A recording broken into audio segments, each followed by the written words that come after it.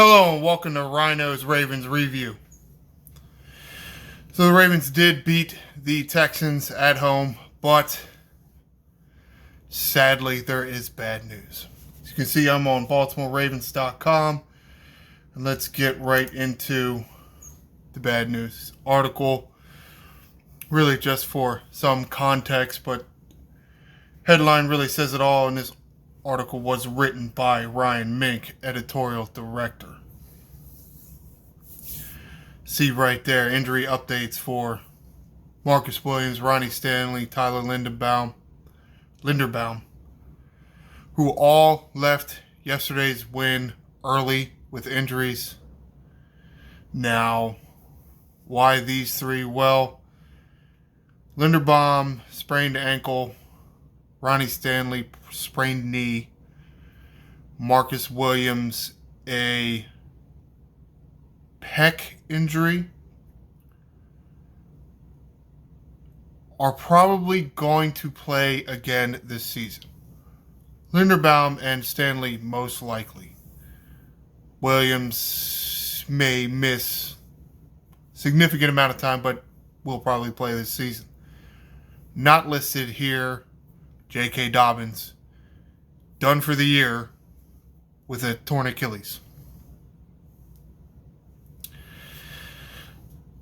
So, first win of the year at home came at a very steep price. Alright, so let's get into some of the statistics. Houston Texans 9 all field goals, Baltimore Ravens 25. 1 field goal by Tucker, 3 touchdowns by the Ravens offense with a 2-point conversion. Why? I don't know. Just because. Practice your 2-point conversion, I guess. It's fine. The numbers are not that good by the offense. Jackson 17 of 22 throwing.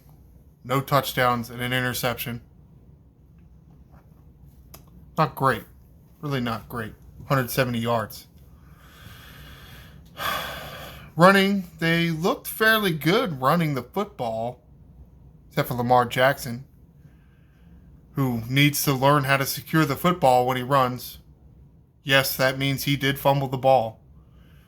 It was definitely punched out. Luckily, guards Kevin Zeitler was close by and was able to pounce on it, so we didn't lose the fumble. Edwards, 8 rushes for 32 yards. Not terrible. Averages about 4. That's okay. Dobbins, he was able to get a few touches and his touchdown before he left.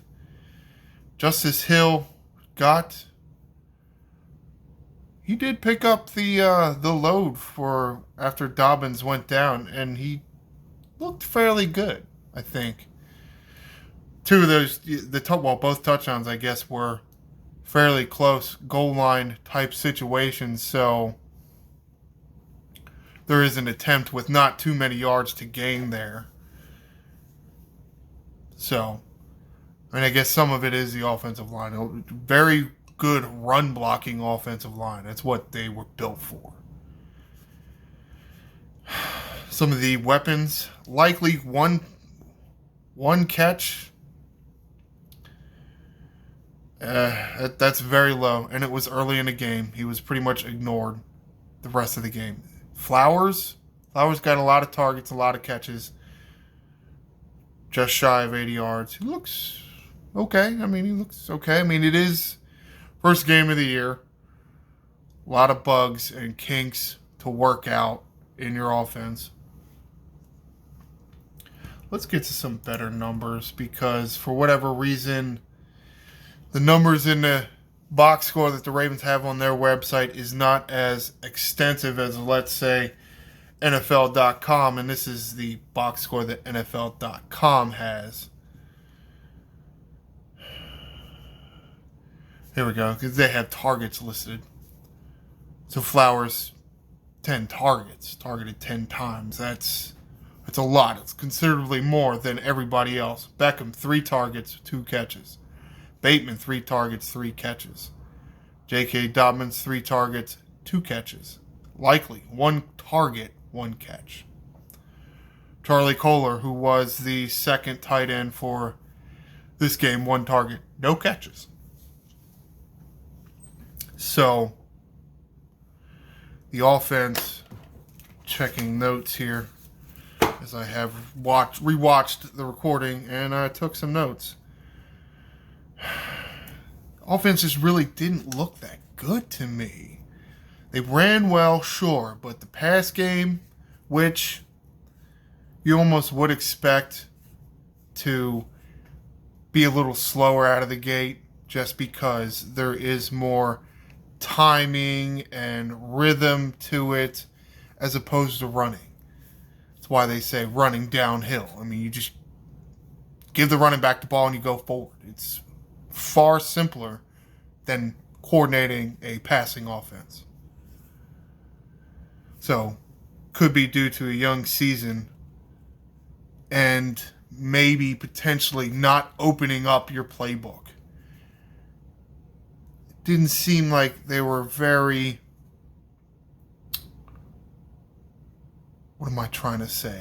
Like the extravagant pass plays, the high percentage stuff that you would maybe save for, let's say, a division rival, which would be next week. So, is that what Todd Monken did against the Texans? Kind of didn't really open up his playbook so he could save it for the Bengals game next week.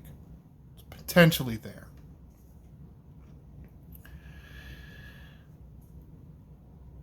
Something that the Ravens are going to have trouble with. It was clearly evident in this game is pass protection is still going to be a problem. I mean, you saw that on the first drive. They went 3 and out, and on third down, they gave up a sack, and that's why they had to punt. That's all that money you spent in the offseason. That's how your first drive goes. That does not bode well. It really does not. And DeMeco Ryans is new head coach for the Houston Texans, former linebacker, so he definitely knows defense. Well, he knows Lamar Jackson does not like the zero blitz. He knows that. Whole league probably knows that Lamar Jackson hates the zero blitz. So you send a zero blitz, you're going to put lots of pressure on Lamar Jackson, and he's probably going to crumble. Happened at least once in this game. Oh, and then there was sequence fairly close to the start of the game. Texans had the ball moving up to around midfield. Yeah, they were able to move the ball some, but the defense really held strong. And what happened? The defense was forcing them to punt, but of course, the wonderful coaching by the Ravens coaching staff, I can't remember who came free on the punter, but of course, running in to try to block the punt, and he doesn't stop. He tried to stop. He really did try to stop, but he ran into the kicker. Therefore, it was a penalty. Now, it didn't give the Texans a first down, but it did make fourth down, 4th and 1, I think it was. So, DeMeco Ryans said, hey, let's go for it. Well, defense came through again. Patrick Queen with a wonderful, very perfectly tackled quarterback. Yeah, I guess that sounded right. Saying Patrick Queen on the blitz tackled C.J. Stroud perfectly for like a 10-yard loss. And now remember that was on fourth down. So right around the 40, maybe 35-yard line, Ravens offense gets the ball back. Everybody's thinking touchdown. I mean, all that money they gave Jackson and all that money they gave Beckham and all this offense that they did in the offseason. Oh, this is going to be a touchdown. No. Be an interception thrown by Jackson. Feeling the pressure because he's in the shotgun, so he's already 5 yards back from the line of scrimmage. Receives the snap and drops back another 5 yards. So there's no pocket. So to a certain extent, it's not really that the offensive line sucks at pass blocking, but you can't start already 5 yards off the ball as a quarterback and then drop back another 5 yards. You make the pocket too long, and it's much harder for left tackles and right tackles to pass block against those speedy edge guys. They're going to be able to get that deep. Really should have stepped up, but he didn't. You would think by now, a 5th year, or was it 6th year? I can't even remember anymore. You think he would know this. You cannot drop back that far. And then you want to scramble around and just, ugh. Well, yeah. So, wonderful how the start of the game for the Ravens did not really look that good at all. There were a lot of penalties, but motion this, not lined up this way. You kind of expect that early in the year, especially with almost no preseason that these guys play anymore. But there were some penalties by the offense. There were some penalties by the defense. It wasn't that great. And I mentioned about the zero blitz and the Jackson needs to hold on to the ball. Okay, let's go to the defense. Let's start talking about some defensive numbers. So you can see here, courtesy of the NFL, they did go with, right after the offensive numbers, they go with 4 turnovers. Yeah, you see Jackson's name here. You see Ojabo. Yeah, Ojabo forced a fumble. Very nice. No other turnovers by the Ravens defense, but it's okay. I mean, you can count a turnover on downs, and you can count a strip sack for Ojabo and a fumble recovery. So there were some turnovers technically. As you can see, Roquan Smith, Patrick Queen, Ardarius Washington. He's a second-string safety. David Ojabo here, and Manabike. So sacks. So 5 sacks. Now, none of those is Clowney, but Clowney definitely was forcing the issue with some of these plays where he didn't get home to the quarterback, but he did make the quarterback get off his spot and scramble. C.J. Stroud is a little mobile, as I said in the preview show, so a little more elusive. Honestly, if he was less elusive, there probably would have been more sacks. So, pressure seems to be okay. It's early. Now, the Texans' offensive line, I wouldn't consider to be subpar. I would say they're definitely on par with the Ravens' offensive line, if not much better at pass blocking. Tunsil is their left tackle. They have Fant at right tackle. Mason is one of the guards. They're fairly good at pass blocking. And they have a quarterback that can run around a little bit. So it did look like the pressure might be there. Now, yeah, they had to send a blitz or two, but you expect that. You can't expect the defense to never blitz. You would like your defense to not have to rely on a blitz to get pressure and sacks, but you know it's going to be there. Running in the quick kicker, I mentioned that. Yeah, okay. All right. A few pass defenses here. I mean, Marcus Williams here. I mean, the Ronald Darby actually looks. Trying to read up on Ronald Darby a little bit before this season, try to figure out what to expect from him. And he was coming off of a injury of some kind. I can't remember.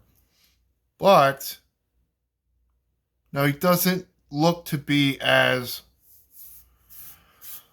locked down and as fast and have great ball skills that maybe Marcus Peters had. But I don't know that it's necessarily a downgrade because he looks to tackle very well.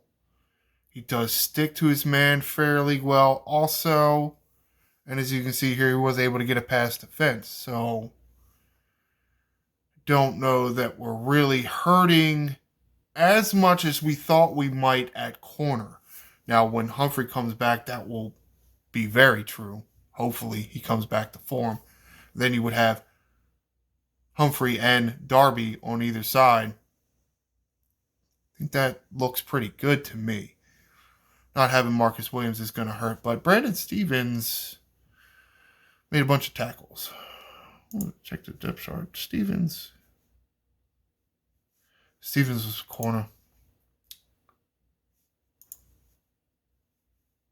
Or Darius Washington and Geno Stone. That's who got more of the playing time. Our Darius Washington looked fairly nice, I think. The sack, I did like the way he got in there on his blitz. I mean, he only blitzed like one time and he was able to get a sack. So that's what I'm looking for as far as blitzing. You do want to blitz. You don't always want to blitz, and you want to make your blitzes count. So I was fairly pleased to see you're blitzing your defensive backs, which I'm not a huge fan of because you need to cover, that they were able to get in there and get in there quick, and with a mobile quarterback, you have some speed to try to chase him down. So we'll see moving forward how the defense goes. Now, young quarterback, kind of a rebuilding offense, new offensive coordinator as well. So may not be the best judge. We'll just have to see as the season goes on. This is going to do it for this edition of Ryno's Ravens review. It does stink with all the injuries, but to a certain extent, I think the team looks pretty good. Again, it's early in the season, so there will be some growing pains. Preview show coming up later in the week. Bengals. Are we going to the Bengals? I don't remember. That's next show. Next show will be previewing the Ravens and the Bengals. It's going to do it. Be sure to like and subscribe. I am the Angry Ryno. Fly, Ravens, fly.